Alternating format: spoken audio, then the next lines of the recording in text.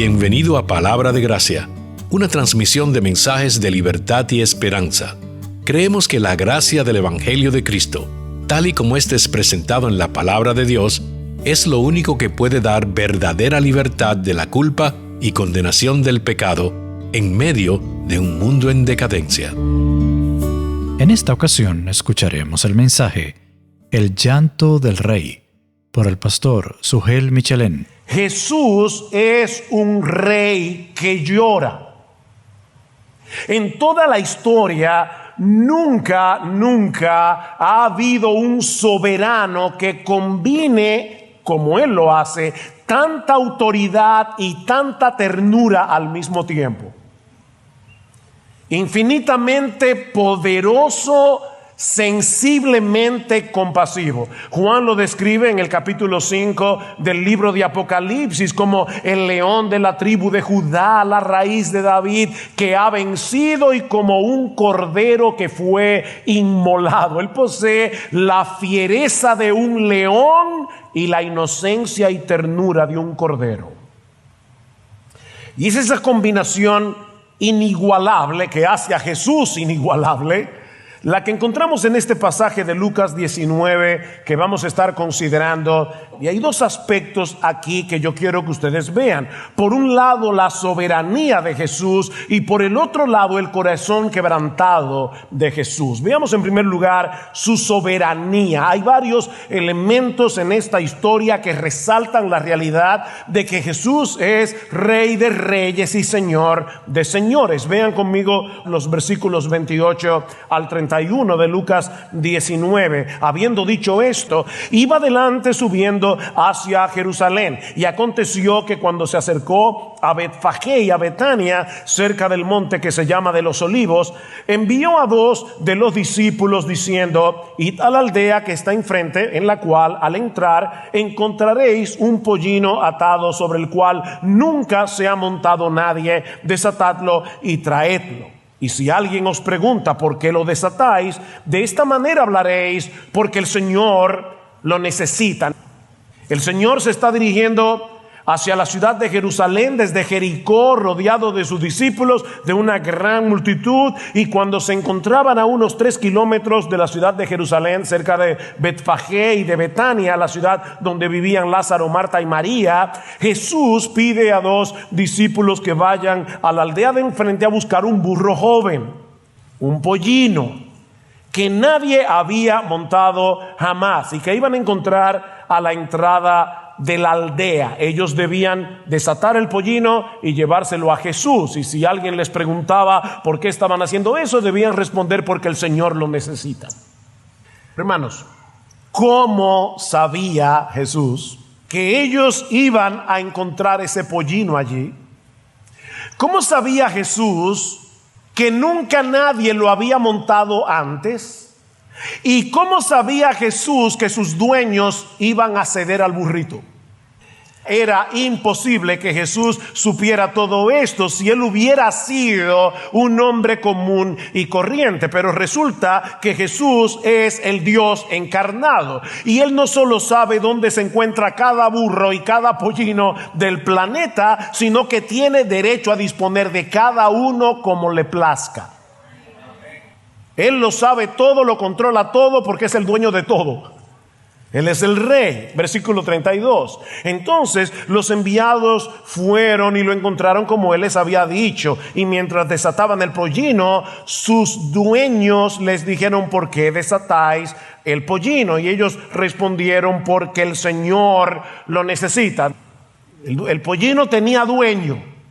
La Biblia no está en contra de la propiedad privada. Este pollino le pertenecía a alguien, pero el señorío de Jesús está por encima del derecho de propiedad privada.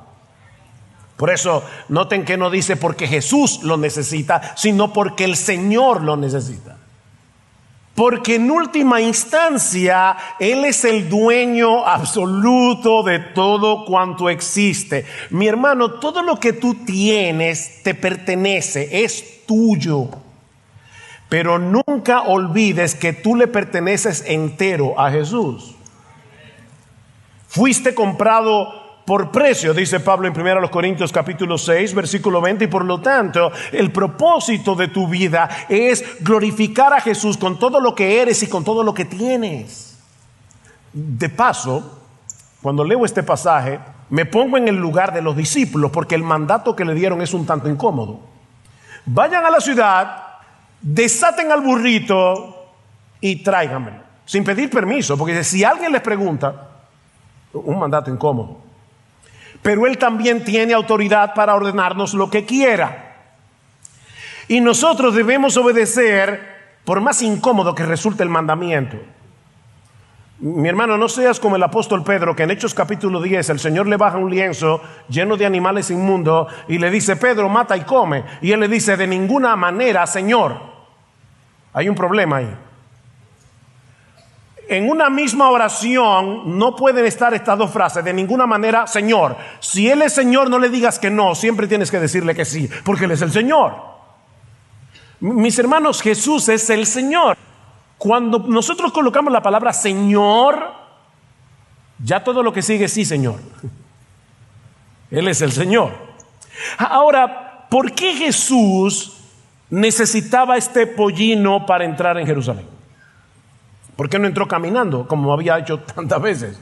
¿O por qué no entró en un imponente caballo como era costumbre en aquellos días que hicieran los reyes? ¿Por qué tenía que ser en un burrito? Bueno, la respuesta no se encuentra en el Evangelio de Lucas, sino en el pasaje paralelo en el Evangelio de Mateo. Dice en Mateo capítulo 21, versículo 4, que todo esto aconteció para que se cumpliese lo dicho por el profeta, refiriéndose a Zacarías 9:9. Alégrate mucho, hija de Sión, da voces de júbilo, hija de Jerusalén. He aquí tu rey vendrá a ti, justo y salvador, humilde y cabalgando sobre un asno, sobre un pollino, hijo de asna. Esto fue profetizado 500 años antes del nacimiento de Jesús.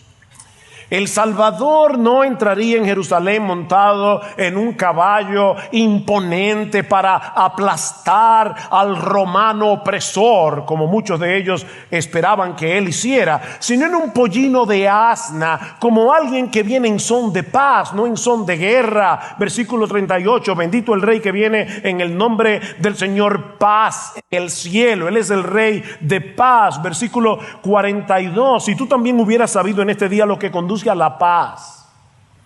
Cristo vendrá por segunda vez, montado en un caballo blanco, dice en Apocalipsis 19:9, para aplastar toda rebelión y poner a todos sus enemigos por estrado de sus pies. Pero aquel domingo Jesús no entró en Jerusalén para subirse en un trono, sino en una cruz. El dueño de todo decidió despojarse de todo para venir a establecer la paz con Dios, muriendo en debilidad. Pero no por eso deja de ser quien Él es. De ahí la alabanza de la multitud, que a través de su ministerio había sido testigo de sus muchos milagros. Vean el versículo 35. Y lo trajeron a Jesús, al pollino, y echando sus mantos sobre el pollino, pusieron a Jesús sobre él. Y mientras él iba avanzando, tendían sus mantos por el camino. Cuando ya se acercaba junto a la bajada del monte de los olivos, toda la multitud de los discípulos, regocijándose, comenzó a alabar a Dios a gran voz por todas las maravillas que habían visto. Ven, diciendo: bendito el Rey que viene en el nombre del Señor. Por el Evangelio de Juan, nosotros sabemos que este evento ocurrió unos días después de haber resucitado a Lázaro. Y mucha de esta gente fue testigo de esa resurrección. Y Mateo nos dice en su Evangelio que antes de llegar a Jerusalén, cuando iba pasando por Jericó, Jesús sanó a 2 ciegos de nacimiento. De manera que la multitud estaba consciente del poder de Jesús. Dice John Piper, toda esta gente lo había visto curar la lepra con un toque. Había hecho ver a los ciegos, oír a los sordos y caminar a los cojos. Había dado órdenes a los espíritus inmundos y ellos le obedecieron. Había calmado tormentas, caminado sobre las aguas y convertido 5 panes y 2 peces en comida para miles. Ellos sabían que de haberlo deseado, Jesús habría podido humillar a Pilato, habría podido libertar a Israel del poder de los romanos. Era el Mesías de Israel el que entraba en la ciudad montado en un pollino. Bendito el Rey que viene en el nombre del Señor. Paz en el cielo, gloria en las alturas. Dice Mateo que las multitudes que iban delante de él y las que iban detrás gritaban diciendo: Hosanna, una palabra hebrea que significa sálvanos ahora. Hosanna al Hijo de David. Durante la fiesta de la Pascua, la población de Jerusalén se triplicaba por la cantidad enorme de peregrinos que venían de todas partes del imperio. Algunos calculan que durante esos días el número de personas que llenaba Jerusalén era unos 2 millones de personas. De manera que Jesús no fue recibido en la ciudad por un grupito de gente. Jesús entró en Jerusalén rodeado de miles y miles y miles de personas que lo aclamaban por el camino como el Hijo de David prometido por los profetas. Bendito el Rey que viene en el nombre del Señor. Una cita del Salmo 118, versículo 26, que los judíos cantaban durante la Pascua como una referencia a la llegada del Mesías. Era una euforia total. Pero todos sabemos que unos días más tarde, muchos de los que aclamaban a Cristo como el Mesías iban a pedir a gritos que fuera crucificado. De hecho, hay un grupo aquí que no está nada contento con esta algarabía, versículo 39. Entonces algunos de los fariseos de entre la multitud le dijeron: Maestro, reprende a tus discípulos. Dentro de pocos días los líderes de Israel se van a encargar de arrastrar a mucho de esta gente de la alabanza al odio asesino. Porque a final de cuentas, y a pesar de toda esta emoción, Jesús no resultaría ser la clase de Mesías que la mayoría de ellos estaba esperando. Es lo mismo que pasa en el día de hoy. Mucha gente alaba a Jesús con los ojos cerrados, pero no al Mesías de la Biblia. Alaban al Jesús que puede dar con 5 panes y 2 peces alimentar una multitud, al Jesús que puede curarte de esa enfermedad, a Jesús que puede arreglar tu matrimonio. Así que, hermanos, no fue difícil para estos líderes convencer a estos adoradores que pidieran a gritos que Jesús fuera crucificado. Pero aún en medio de la odiosa crítica de los fariseos, una vez más Lucas resalta la soberanía de Jesús. Vean el versículo 40. Respondiendo él les dijo: Os digo que si estos callan, las piedras clamarán. Mira, déjame decirte algo. Si en el mundo entero no hubiera un solo ser humano que reconociera la grandeza, la gloria de Jesús, las cosas inanimadas del planeta se encargarían de darle alabanza a su nombre. Todo cuanto existe fue creado por Él y para su gloria. Porque de Él, por Él y para Él son todas las cosas. A Él sea la gloria por los siglos. Amén. Cristo, mis hermanos, no necesita de nuestras alabanzas. Mi amigo, Cristo no necesita de tu alabanza. Tú necesitas alabarlo a Él. Si no lo hacemos nosotros, dice el Salmo 148, lo van a hacer el sol y la luna y las estrellas. Alabadle, cielo de los cielos, y las aguas que están sobre los cielos. Alaben ellos el nombre del Señor, pues Él ordenó y fueron creados. ¿Quién ordenó y fueron creados? El Logos de Dios, la palabra de Dios, el verbo de Dios. Todas las cosas por Él fueron hechas. Juan 1:3. Y sin Él, sin Cristo, nada de lo que ha sido hecho fue hecho. Alabad al Señor desde la tierra, monstruos marinos y todos los abismos, fuego y granizo, nieve y bruma, viento tempestuoso que cumple su palabra, los montes y todas las colinas, árboles frutales y todos los cedros, las fieras y todo el ganado, reptiles y aves que vuelan, alaben al Señor. Si estos callan, las piedras clamarán. Mis hermanos, este Jesús que entró en Jerusalén el llamado Domingo de Ramos sentado en un pollino es digno de ser universalmente aclamado y exaltado, porque Él es el Rey, Él es el Señor, Él es el Altísimo, Él es el Todopoderoso, el soberano del universo, el único y sabio Dios hecho hombre. Pero es al mismo tiempo la compasión encarnada. Es por eso que al llegar a Jerusalén su corazón se quebranta hasta las lágrimas, versículo 41. Cuando se acercó, al ver la ciudad, lloró sobre ella.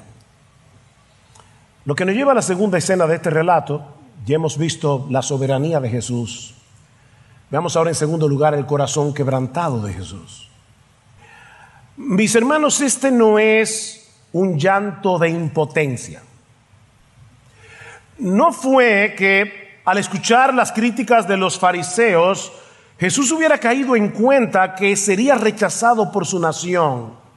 No, todo lo que iban a hacer con él al final de esa semana no sería un fracaso, sino el cumplimiento de sus decretos soberanos ya revelados en las Escrituras.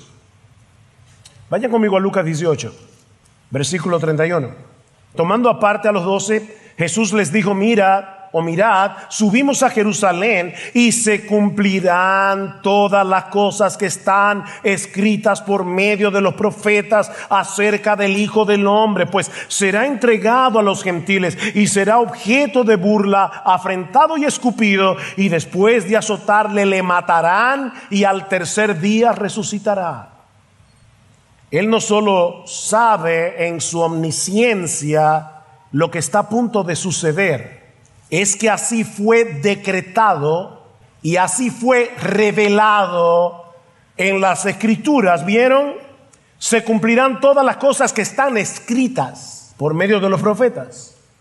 Jesús sabía que detrás de toda esta algarabía no había otra cosa que incredulidad disfrazada.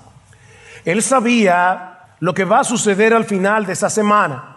Y precisamente por eso se quebranta hasta las lágrimas. Otra vez, versículo 41, cuando se acercó, al ver la ciudad, lloró sobre ella. Y la idea de esta palabra es que comenzó a sollozar audiblemente.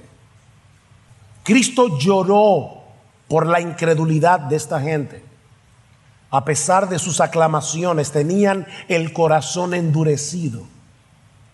Lloró por las terribles consecuencias que vendrían sobre ellos por haber tenido en poco el día de su visitación. Versículo 42 diciendo: si tú también hubieras sabido en este día lo que conduce a la paz, pero ahora está oculto a tus ojos, porque sobre ti vendrán días cuando tus enemigos echarán terraplén delante de ti, te sitiarán y te acosarán por todas partes y te derribarán a tierra y a tus hijos dentro de ti. Y no dejarán en ti piedra sobre piedra, porque no conociste el tiempo de tu visitación. ¿Ustedes recuerdan cuando el Señor iba camino al Calvario con la cruz a cuesta y las mujeres comenzaron a llorar? Dicen en el capítulo 23, versículo 38, que Jesús les dijo: hijas de Jerusalén, no lloréis por mí, llorad más bien por vosotras mismas y por vuestros hijos.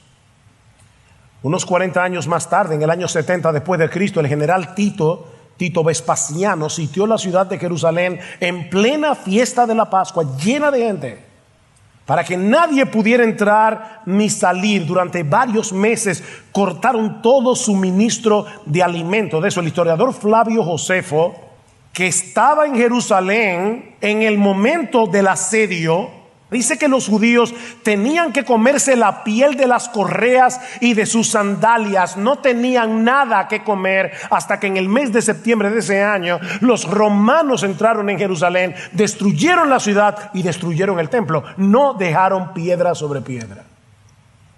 Se calcula que 1 millón de judíos murieron en la masacre, y los que sobrevivieron fueron vendidos como esclavos. Eso es lo que Jesús estaba contemplando ese domingo de Ramos en medio de las aclamaciones del pueblo. Siendo el soberano del universo, mis hermanos, Él no es indiferente al dolor humano. Jesús es un rey que llora. A nosotros nos resulta tan difícil conjugar ambas cosas en el corazón de Jesús. Pero mis hermanos, eso es lo que la Escritura revela acerca de Él. Jesús lloró en la tumba de Lázaro, ¿recuerdan? Minutos antes de resucitarlo. Porque en ese momento su corazón estaba quebrantado al ver en esa tumba y en el dolor que produjo esa muerte las terribles consecuencias del pecado, las terribles consecuencias de la separación de Dios. Qué cuadro tan sorprendente ver al Todopoderoso llorando. Mis hermanos, soberanía no equivale a insensibilidad. Soberanía no es indiferencia, no es una fría perfección. El Rey de Gloria lloró sobre Jerusalén por el sufrimiento de sus enemigos, de aquellos que unos días más tarde iban a pedirle a gritos a Pilatos que lo intercambiaran por Barrabás y que Jesús fuera crucificado. Y eso debe producir un impacto en nosotros. Eso debe producir admiración e imitación. El Rey de los cielos descendió de la gloria, asumió una naturaleza humana y murió en una cruz en lugar de pecadores para reconciliarnos con Dios, porque a Él le importa. Pero este pasaje no solamente debe producir en nosotros un profundo sentido de admiración y una alabanza exuberante, mucho más que el de la multitud aquel día, sino también un sincero deseo de ser como Él en su misericordia y su compasión. La admiración produce imitación. Mis hermanos, los creyentes debemos aprender de Cristo a estar confiados en Dios en medio de todo el dolor que nos rodea, pero sin dejar de ser sensibles a todo el dolor que nos rodea, dentro y fuera de la iglesia. Y yo estoy consciente de que esto es una tensión, pero si somos seguidores de Jesús debemos aprender a vivir con esa tensión. Pablo le escribe a los filipenses invitándolos a que se regocijaran con Él por todo lo que tenemos en Cristo. Regocijaos en el Señor siempre. Otra vez digo, regocijaos. Pero es este mismo Pablo el que escribió en el capítulo 9 de su carta a los Romanos que él tenía una gran tristeza y un continuo dolor en su corazón a causa de la incredulidad de sus hermanos de raza que habían rechazado al Mesías. Mis hermanos, los cristianos tenemos que aprender a vivir en el contexto de esta paradoja. Debemos ser las personas más gozosas del mundo por todo lo que tenemos en Cristo y al mismo tiempo las personas más sensibles del mundo ante la tragedia, ante el dolor que vemos a diario en este mundo caído. Debemos pedir al Señor en oración, mis hermanos, que nos ayude a ver la necesidad con ojos compasivos y comprometidos. Que seamos movidos hacia la necesidad en vez de huir de ella. Alguien decía con mucha razón: si no has derramado ninguna lágrima por las pérdidas de alguien más que las tuyas, probablemente significa que estás demasiado absorto en ti mismo. Así que arrepintámonos de nuestra dureza y pidámosle a Dios que nos dé un corazón que se conmueva tiernamente. Hermanos, nosotros tenemos que suplicarle a Dios en oración: por favor, ayúdame a ver el mundo a través de los ojos de Jesús. Jesús no solo lloró por Jerusalén, sino que unos días más tarde voluntariamente fue a la cruz para salvar a pecadores que lo odiaban. Él es un rey que llora y un rey que se involucra. Él vino a buscar y a salvar a los que se habían perdido. ¿Y saben lo que pasa cuando uno de esos perdidos es encontrados? Que hay fiesta en los cielos por cada pecador que se arrepiente. Mira, mi hermano, si nuestra confianza en la soberanía de Dios no viene acompañada de un corazón tierno y sensible al sufrimiento humano, sin un deseo genuino de rescatar a los perdidos con el poder del Evangelio, hay algo defectuoso en nuestra teología. Porque el soberano del universo no es indiferente al dolor. El soberano del universo no es indiferente al sufrimiento. De paso, mis hermanos, eso debe ser un gran consuelo para nosotros. Porque ese mismo Jesús que murió y resucitó y ascendió a los cielos y está sentado a la diestra del Padre, ¿saben qué está haciendo? Intercediendo por ti y por mí. Continuamente. Porque tu dolor y tu aflicción no son ajenos a Jesús. Una de las cosas que uno muchas veces siente en medio de la aflicción es soledad. Porque aún esté rodeado de gente, uno se siente incomprendido. No, mi hermano, mi hermana, tú no estás solo y hay alguien que te entiende. Mira, si Él fue tan sensible al dolor de sus enemigos, ¿cuánto más lo será al sufrimiento y las luchas de sus amigos?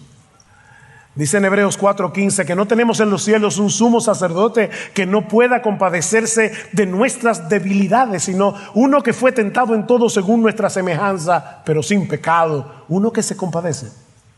Dice el puritano John Owen: Cristo dispone desde su propio corazón y afecto darnos ayuda y alivio, y se conmueve con nuestros sufrimientos y pruebas como si fueran propios.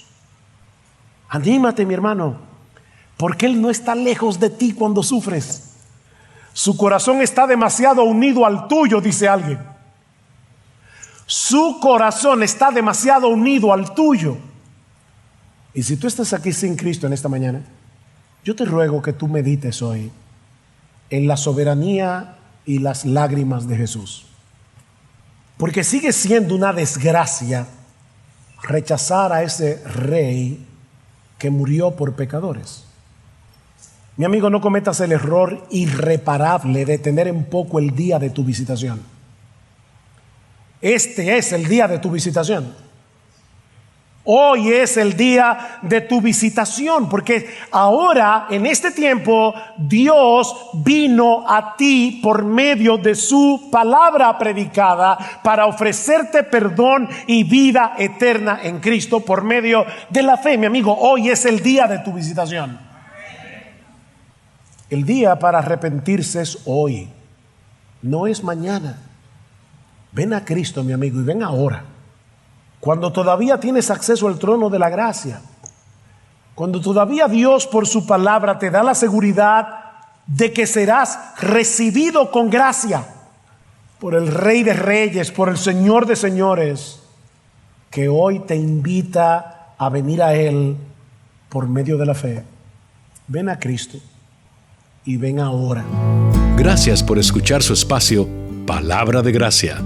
Si desea este y otros mensajes, visite nuestra página radioeternidad.com.